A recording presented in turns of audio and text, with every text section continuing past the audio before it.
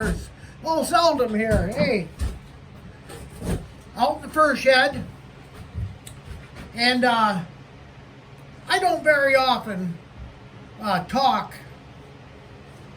You know, looking at the camera.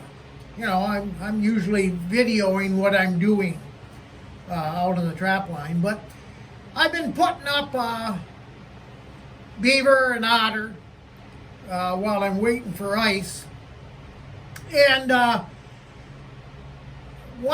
I did this otter, first otter I ever did. I'd skinned one before for a guy back when I worked for MSU.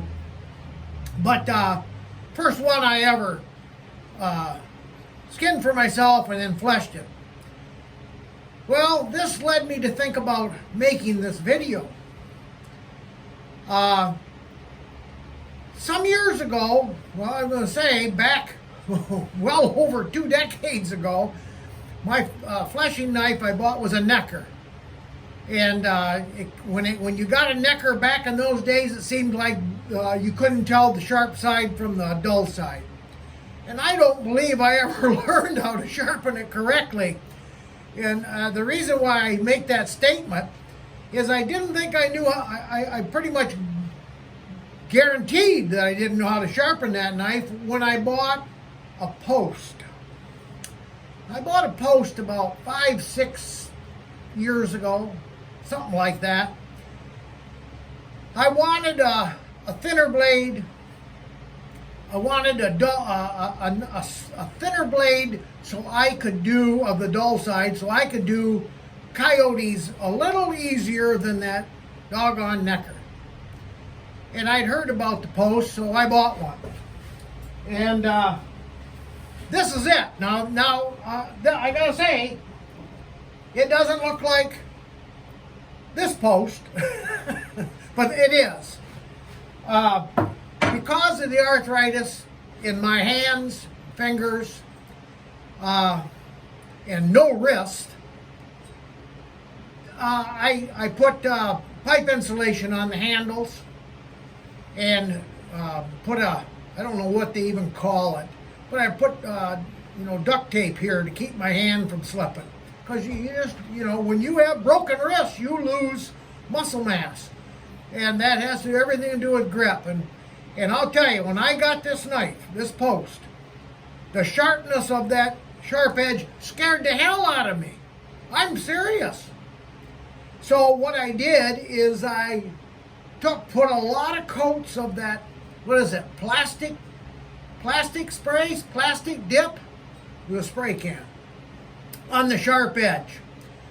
And so I just used, all these years, I just used the dull edge for doing coyotes. And even then, when this knife was new, this dull edge, I put a couple holes in coyote necks. And if any of you have skinned and fleshed coyotes, you know that neck is pretty dang tough on a coyote.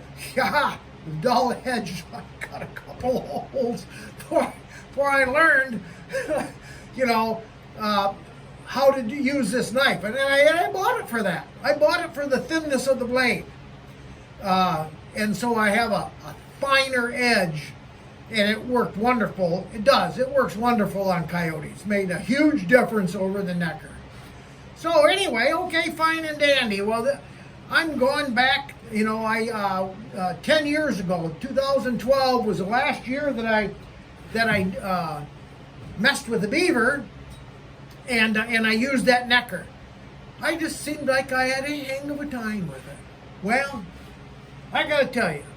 So I went, and I didn't want to undo what I had already coated, on my sharp edge of my first post, so I bought another one.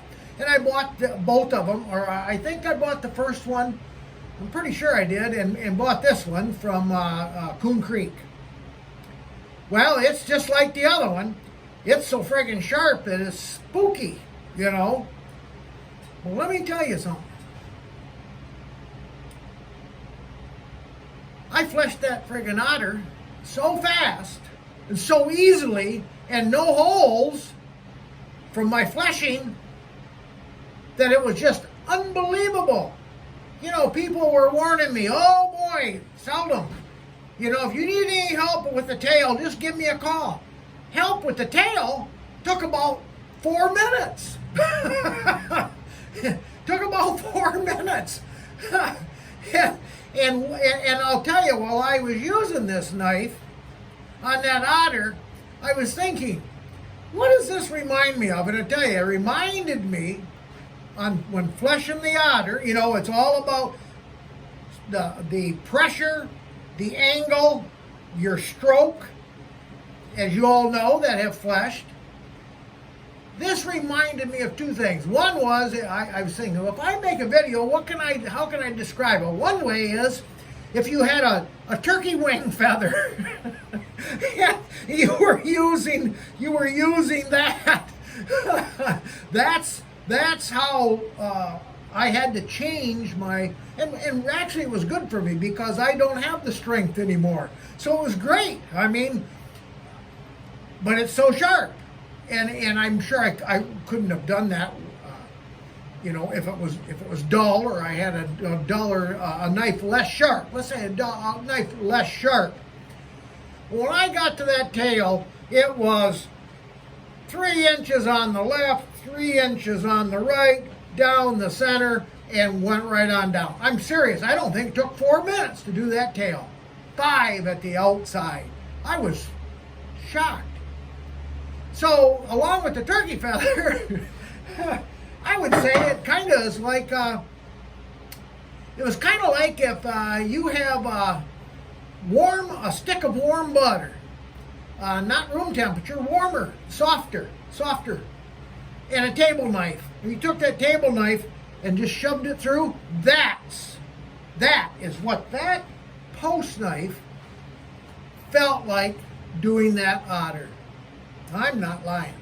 So, I don't very often talk about other people's stuff, you know, products, but I will say that I was very impressed. I have been impressed with my coyote flesher of the post, using just the dull side, and of course using both sides of this new post. I thought it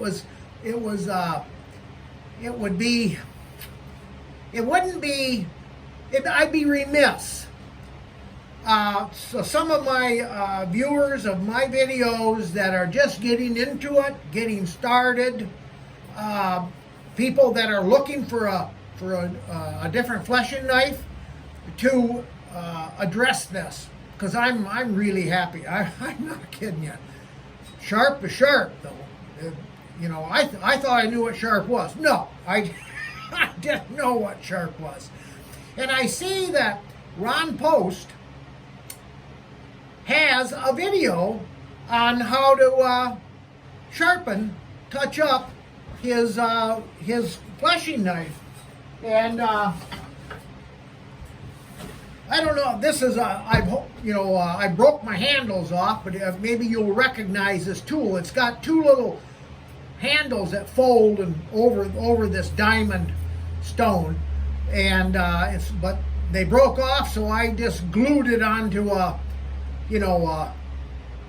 dowel so I could use it, and that's what he used. He just gave her a few strokes on the bevel side and a couple on the back, and he says in this video, that's all you need until next year. Now that's saying something. Yeah, but it's a good video. I suggest you all take a look at that, because maybe whether you have a post knife or not, maybe you can get some tips on, because I believe that man's a professional, flat out. Well, all right. One more thing.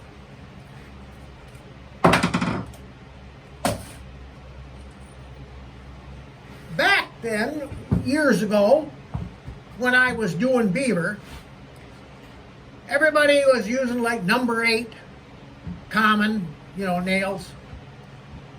And it just looked to me like, with the 8s, you were going to tear your boards up over it after a while. And they were, large, big. And of course, they had a big head. So what I did is I went down to Lowe's and I bought these 2-inch I don't know the size anymore. The box is long gone. But I do remember these are hardwood finishing nail. And they are hard. These babies don't bend. And they're needle sharp. And they don't do much to your board at all compared to a number 8, common.